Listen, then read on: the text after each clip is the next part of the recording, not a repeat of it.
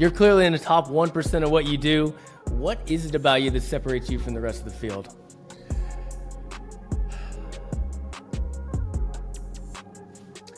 I think what separates me more so than anything else in the rest of my industry is my willingness to have patience.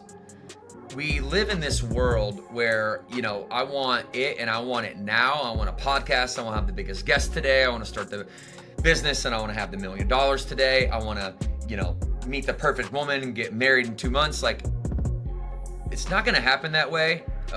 And so what I did that not a lot of entrepreneurs do is I really described what the business looks like when it's done early on, so that I had a vision of what the long game really was.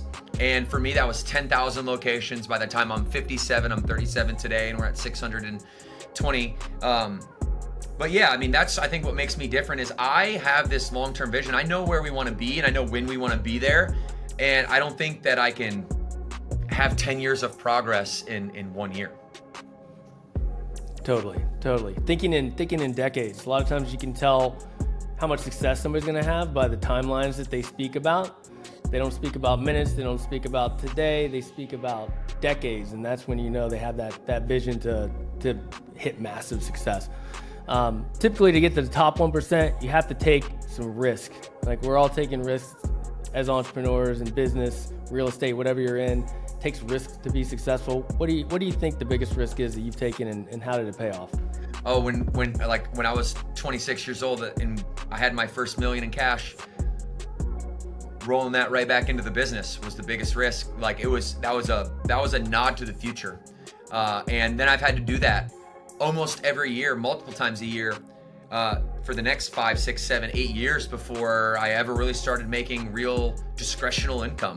It was all about keeping equity. I believe that if you are somebody you say you want to be financially wealthy, then equity and wealth are synonyms. Hold your equity. Don't sell too early. We're in this culture that was birthed in Silicon Valley of like, raise money first, have an idea second, or prove the results second. And my philosophy was always like, no. Patience, long term. Start it, do the dirty jobs, be the janitor, clean the floor, scrape the gum off the sidewalk, and keep the equity, because every year that goes by that you don't sell equity, you're compounding your future. And so for me, yeah, if you want to get closer to the 1% of success, then the word equity better be on your mind. Killer, dude. All right, brother. Dude, that was awesome. Cool. Appreciate it, man. Good stuff. Yeah. Good stuff.